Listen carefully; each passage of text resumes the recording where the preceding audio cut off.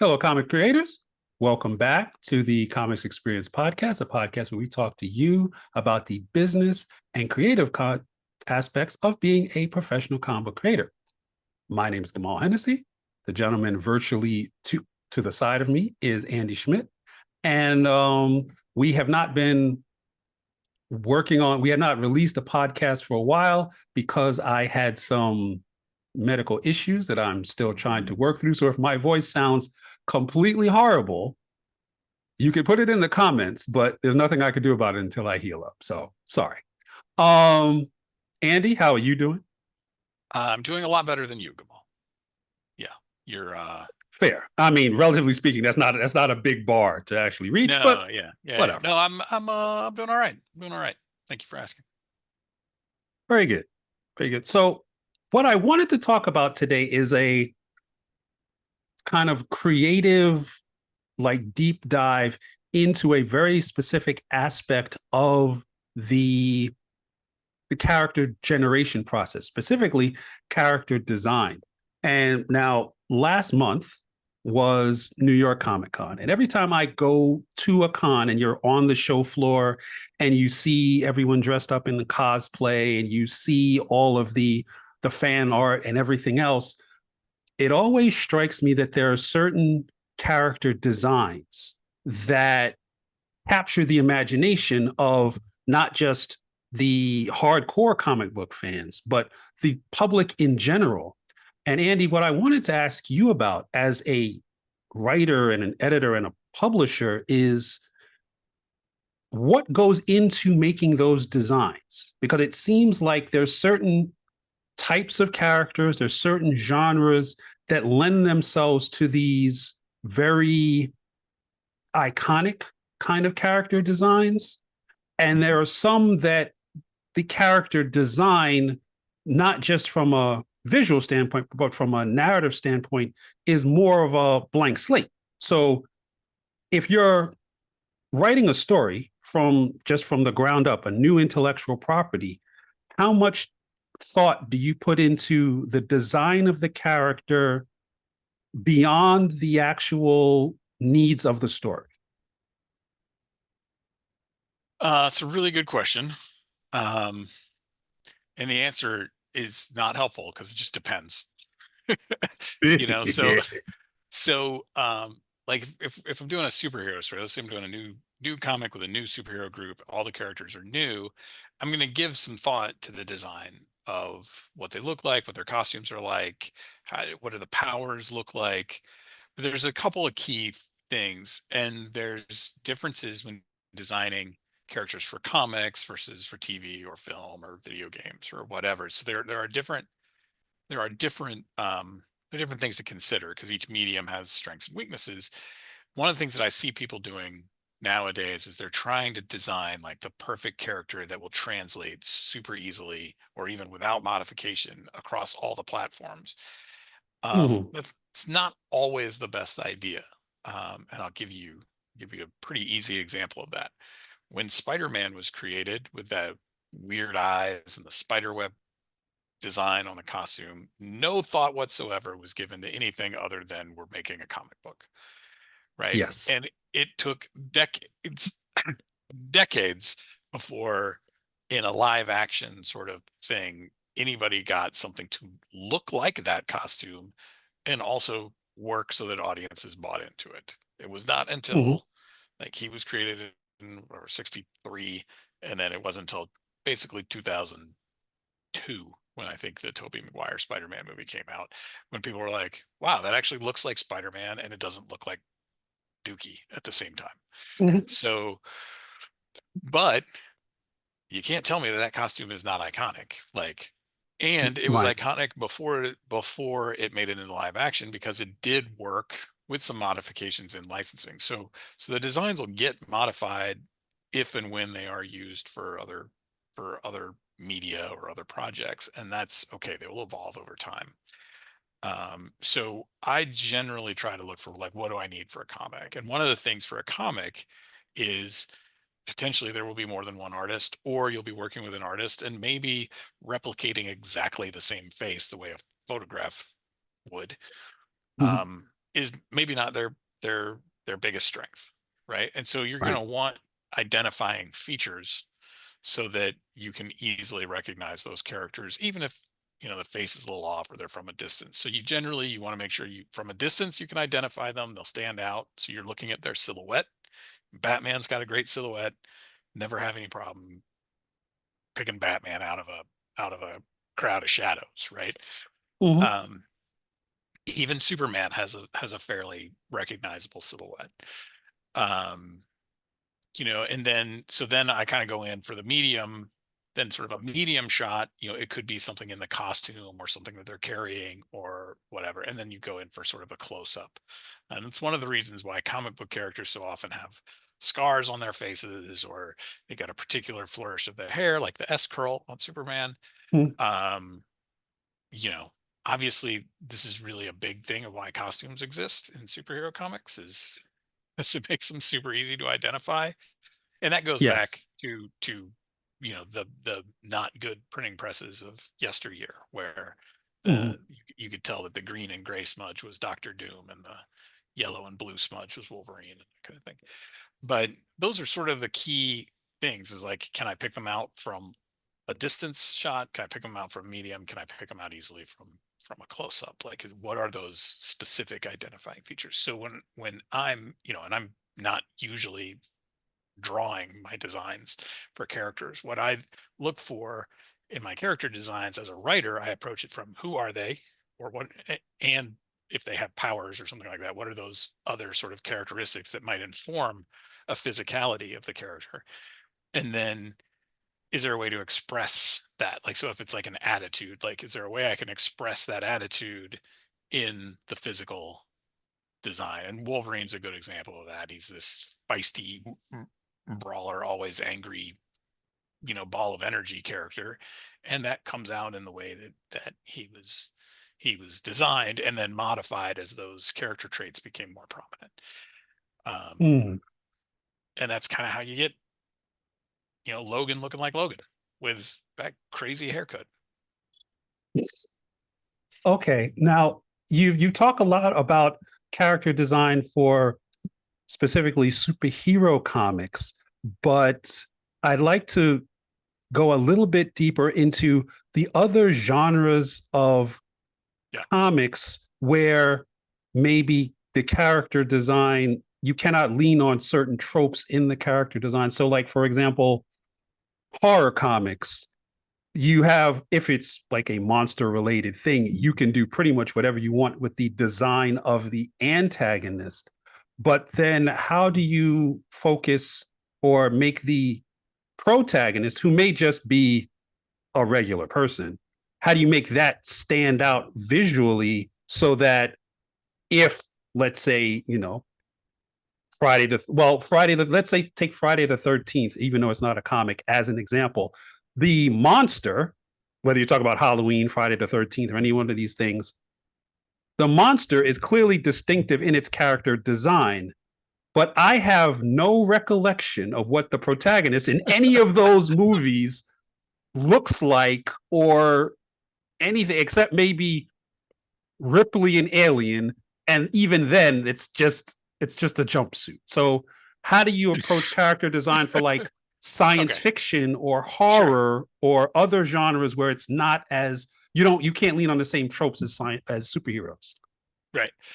Well, it's so the reason I use superheroes as an example is because it is easier to see it, right? Like, Mm-hmm. it's very easy to use Batman as an example for silhouette, but those things do still apply, and we'll use the examples that you threw out, and we'll see where they work and where they don't. Um, but if you look at Texas Chainsaw Massacre, the original Texas Chainsaw Yeah. Massacre, which I'm encouraging everyone to watch, even though it's freaking terrifying. Um, but the original one had essentially, if I recall correctly, it's been a while, had four protagonist characters. There were two guys and two girls. There Mm-hmm. might have been a fifth one, but the two girls were visually distinct. One was blonde hair and a little taller. One was brunette, a little shorter. Their clothing was considerably different. Um, the guys were different. One was like a, you know, you're kind of typically, you know, sort of by 1970s standards, handsome young fellow with tube socks. And then there was the overweight um uh a guy who was a little slower. Hmm. I think was in a wheelchair too. So like they really did, it was pretty easy to pick them out. The color schemes were different, you know, and what Right. they were wearing, that sort of thing. So it was pretty easy to pick them out. Now, in any one of those franchises, usually the first one does a pretty good job.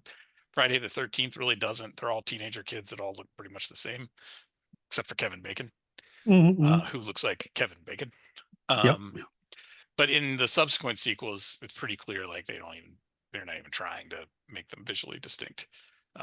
They look pretty much the same. So I do agree with you. But Alien, I think, is a good example because there you've got because that's particularly difficult because essentially they're all in uniform, right? They're all in the Hmm. same jumpsuit uniform. So like the two guys that work down in like the engineering department, they wear their uniforms differently. One's a skinny white dude, one's the bigger African American guy.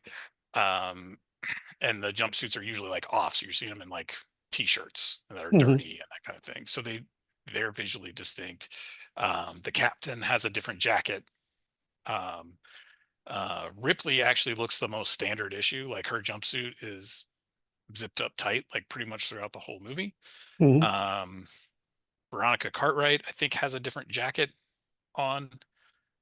So there are things that they do even when they're in uniform. And it's also the reason in the sequel to Alien and Aliens, when it's all the Marines, they don't usually let Marines like decorate their Hmm. body armor and stuff, but they do in the movie because it makes it a lot easier to tell them apart.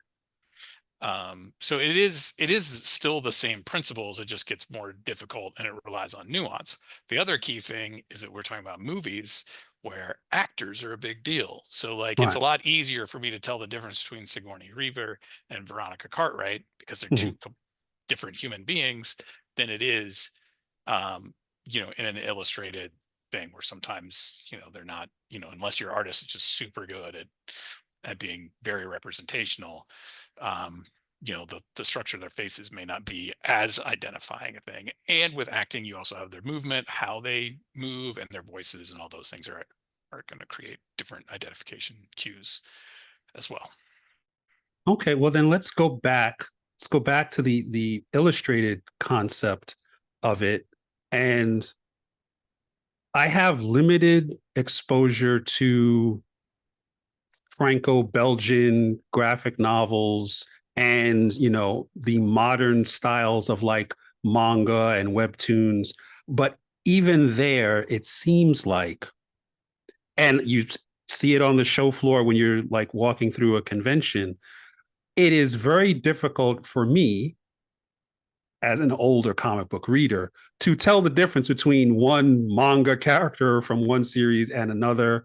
I couldn't tell you the difference between like, well, I guess, you know, like Chainsaw Man. I got that one. I could figure out who he is. Yeah. But Yeah. the who's in One Piece, I don't know.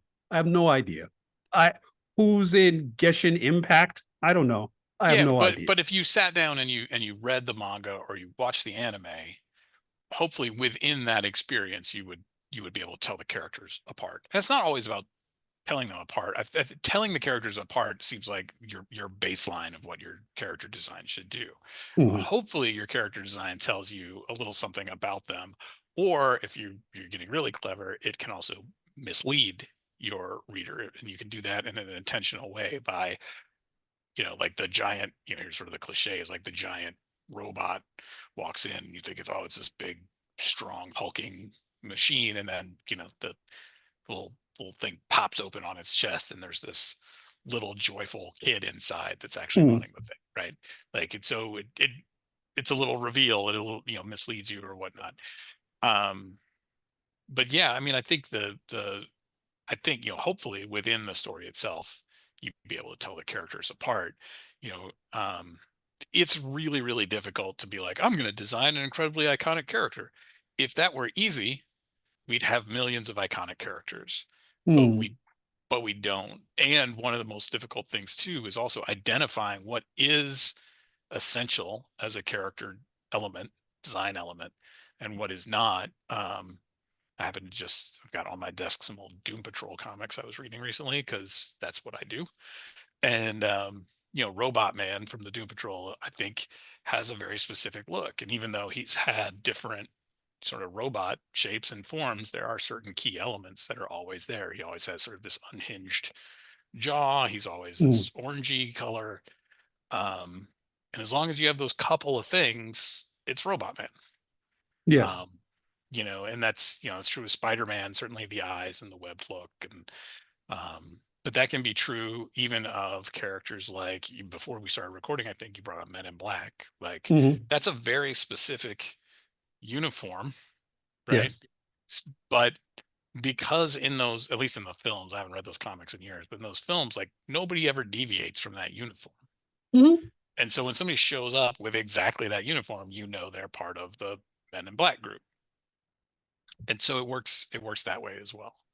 Um, Well, it's see, just I have a funny aside about specifically about the Men in Black thing because when I go to if you go to like conventions or if you go to especially things where it's not necessarily it's where it's taken out of context where cosplay right. often is, and you see someone show up with the Men in Black kind of quote unquote Men in Black suit. I don't know if they're doing Men in Black or X Files or Reservoir Dogs Yeah, or I was gonna say, watch out, it could be Reservoir Dogs, and they might be and about I'm to. like, well, wait, which one is it? And then they walk past. I'm like, okay, I'll never know.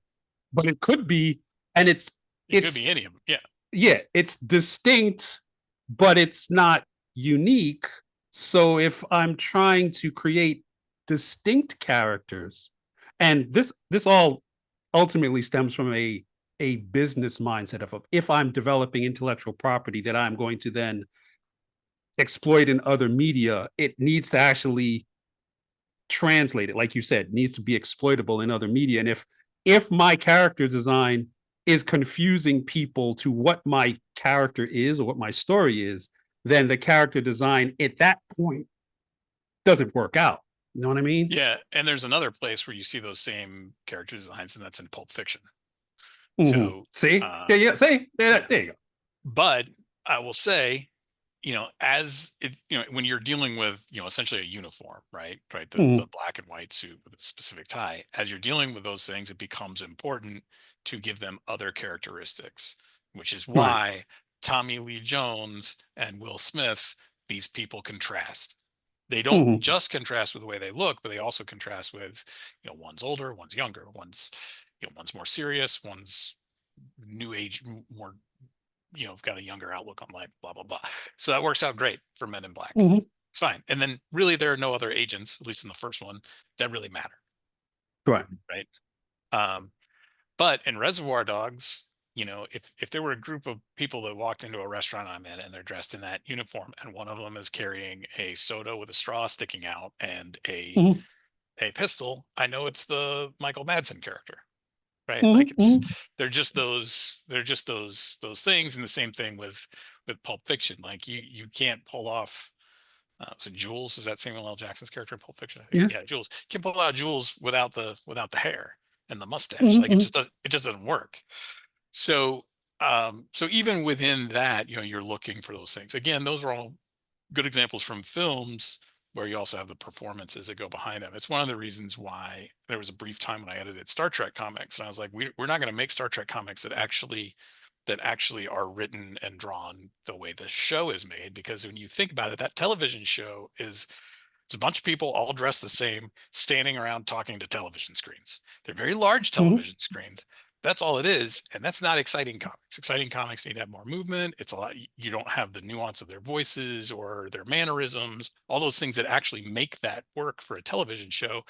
You don't have those things in the comics. So when I was editing Star Trek comics, I was like, we're going to do the stories that you can't do as that. Like maybe they have budget restraints, so we can transport her all over the place. Like we can do all the cool fun stuff that they can't do in the show. So that was sort of my direction of the creative team is don't break the rules of Star Trek. It's still Star Trek and it should look like Star Trek, but we can do things that they're not able to do for budgetary concerns.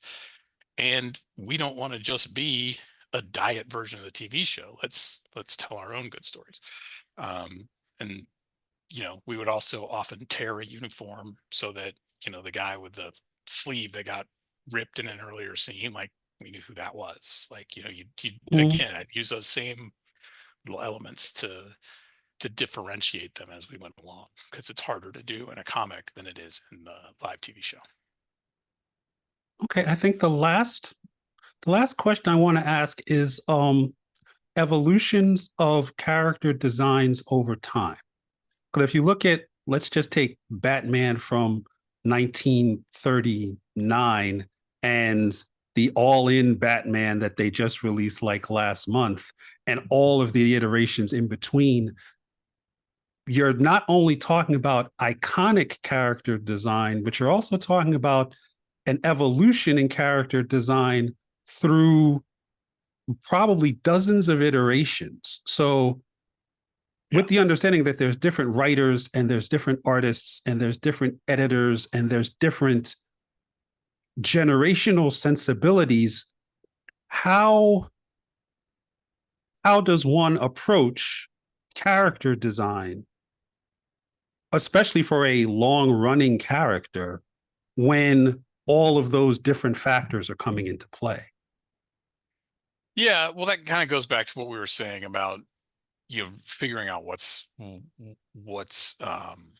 important to the character. Like, what are the things that are actually identified with a character?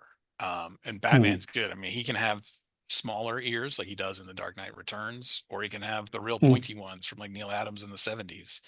But he has to have mm, them. Like, they got to be there.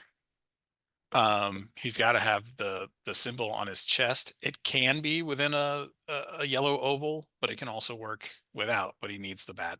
He needs a bat symbol that looks mm, relatively like sort of the classic bat symbol. Does he need a utility belt? Probably not. Needs cape, and probably that cape should have some form of scallop. They call them scalloped, right? Scalloped little mm, things on the ends of it.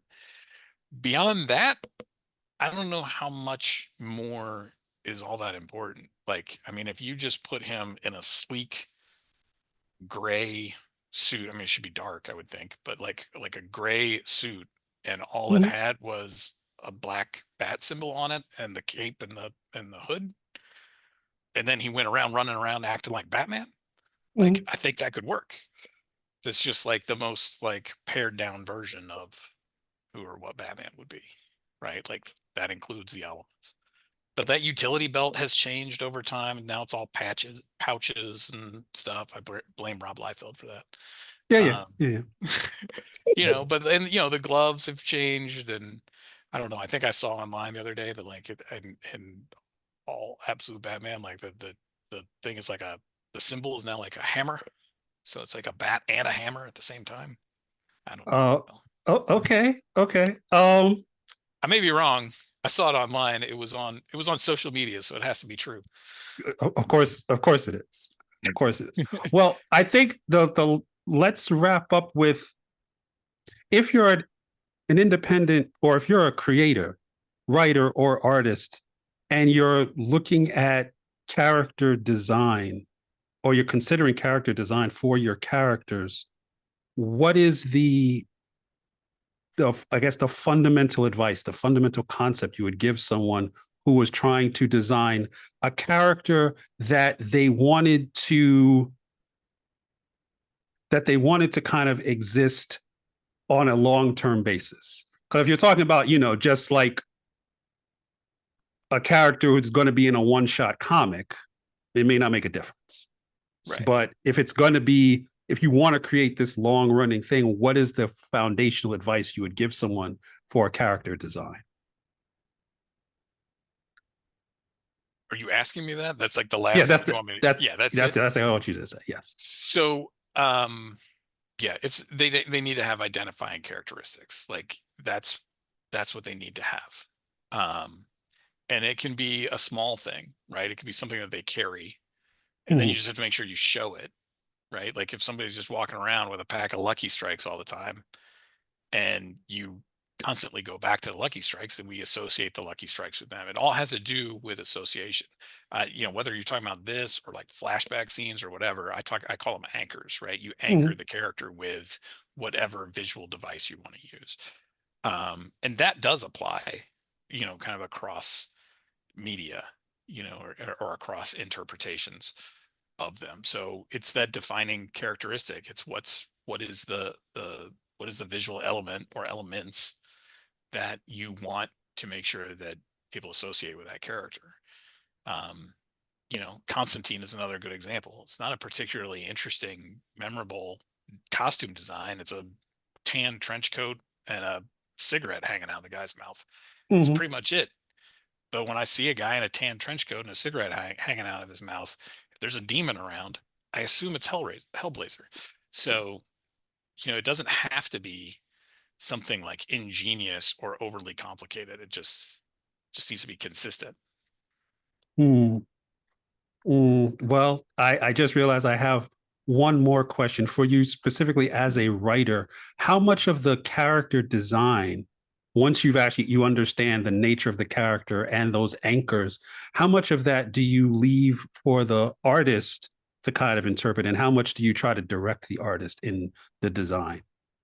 It really depends on the artist and the experience of the artist. So if it's Mm, somebody like fairly new, I might try and get into like a deeper discussion about character design. I'll always approach it as a question, like, hey, what are mm, you thinking in terms of like how do you want to approach figuring out what this character looks like?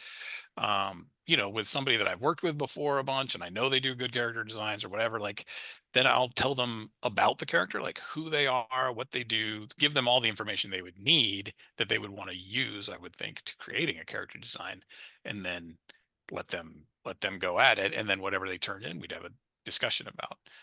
Um, I don't see it as my job to dictate what they look like, as long as mm. they serve the storytelling function of being distinct from each other and they look generally right for what they need to do. Then I don't tend to quibble on that a whole lot. Okay, Um, yeah, that makes but sense. but that's my approach. I know other people that really have very specific ideas. Some writers will sketch out the thing, and if an artist says they want me to sketch it out, Mm, then I'll sketch out a starting point for them at the very least. Like I'm happy to do it, but I work with people because I want their imagination involved. So that's how I approach it. okay. No, that I think that approach makes a lot of sense. I also think that we had some quite a bit of good discussion about the essence of character design and how it actually works in both inside and outside of comics. So hopefully you guys enjoyed that discussion as well. We will be back right after Thanksgiving with another episode of the Comics Experience podcast. Until then, I'm Kamal. He's Andy, and have fun with your comics.